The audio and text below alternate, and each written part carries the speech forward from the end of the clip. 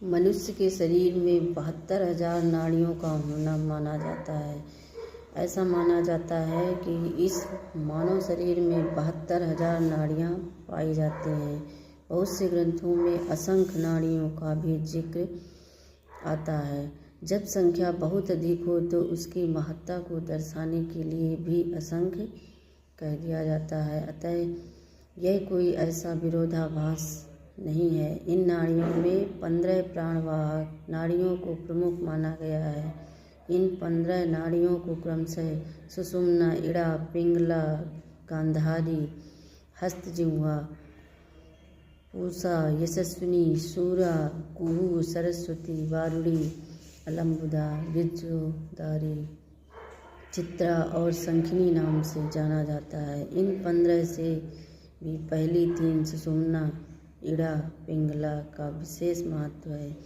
योग विद्या तथा कुंडली जागरण के संबंध में भी यही 3 नाड़ियाँ विशेष महत्व रखती हैं। जिस व्यक्ति की ये 3 नाड़ियाँ जागृत हो गई उसकी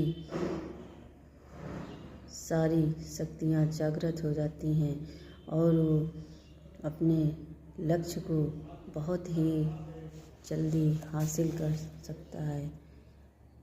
काकचेष्टा वकोनध्यानं स्वानिद्रा तथैव च अल्पाहारी गृह त्यागी विद्यार्थी पंचलक्षणम। अर्थात एक विद्यार्थी को कौवे जैसी चेष्टा रखनी चाहिए, वकोनध्यानं बगुले जैसा ध्यान रखना चाहिए, काकचेष्टा वकोनध्यानं स्वानिद्रा और कुत्ते की जैसी नींद सोनी चाहिए। जिस प्रकार कुत्ता जरा सी भी आवाज़ आने पर तुरंत जग जाता है, उसी प्रकार विद्यार्थी को भी जरा सी कहीं से भी भनक सुनाई दी तो तुरंत उठ जाना चाहिए। इसलिए कुत्ते जैसी नींद विद्यार्थी को सोना चाहिए। काकचेष्टा वकोनध्यानं स्वानिद्रा तथैव च अल्पाहारी गृह त्यागी। विद्यार्थी को कम भोजन ग्रहण करना चाहिए। कम भोजन ग्रहण करेगा तो वो अपना कार्य अच्छे से कर पाएगा। अगर ज़्यादा भोजन करेगा तो उसे नींद आएगी और वो अपना कार्य सही तरीके से नहीं कर पाएगा। गृह त्यागी, विद्यार्थी को घर छोड़ने वाला भी होना चाहिए। इस तरह विद्यार्थी के 5 लक्षण बताए गए हैं। काकचेष्टा वकोनध्यानं स्वानिद्रा तथैव च अल्पाहारी गृह त्यागी विद्यार्थी पंच लक्षणम। धन्यवाद। और उसके बाद वो दिन कभी नहीं आया जिसकी हमने कल्पना की थी। कहते हैं व्यक्ति जिस बात को अपने हृदय में बसा लेता है, अपने हृदय में मनन करता रहता है, वो दिन एक न एक दिन ज़रूर आता है। इस तरह से उसका बचाया हुआ समय बर्बाद हो जाता है और वो अपने जीवन में कुछ नहीं कर पाता। ज्ञान के समान पवित्र कुछ नहीं है। ग्रामं राज्यं पुरं देशं पुत्रदार कुटुम्बकम्।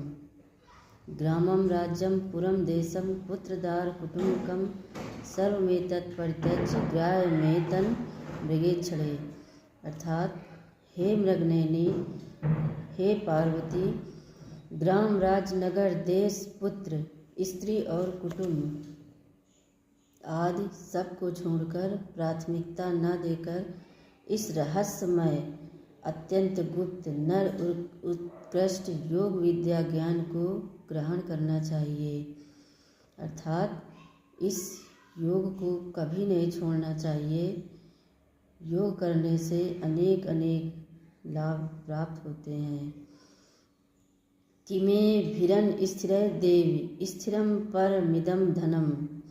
किमे भीरस्थिर देवी स्थिरम परमिदं धनम प्राणा अप प्रदातव्या न देयम परमामृतम।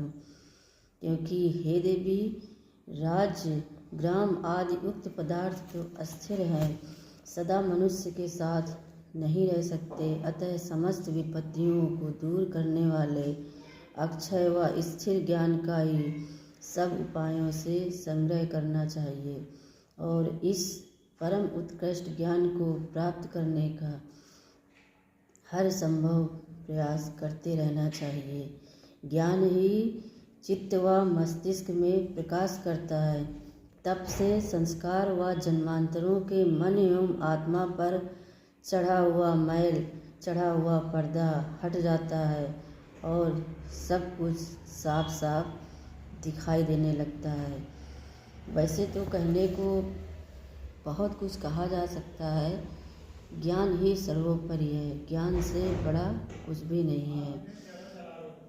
कहते हैं व्यक्ति के पास पैसा, रुपया, धन दौलत चाहे जितना हो जाए, लेकिन उसको नष्ट होने में समय नहीं लगता, उसका कोई भरोसा नहीं कब नष्ट हो जाए।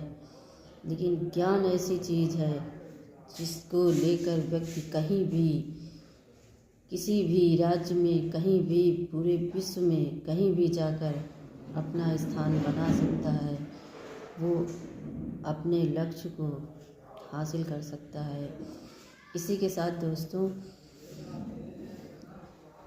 आज्ञा लेती हूँ अपने इस योगधारा चैनल संगीता पटेल के नाम से। मेरा चैनल चल रहा है, आशा करती हूँ आपको मेरा ये वीडियो पसंद आया होगा। इसी के साथ आप लोग लाइक एंड सब्सक्राइब ज़रूर कीजिए। मिलते हैं अगले वीडियो में, तब तक के लिए नमस्कार।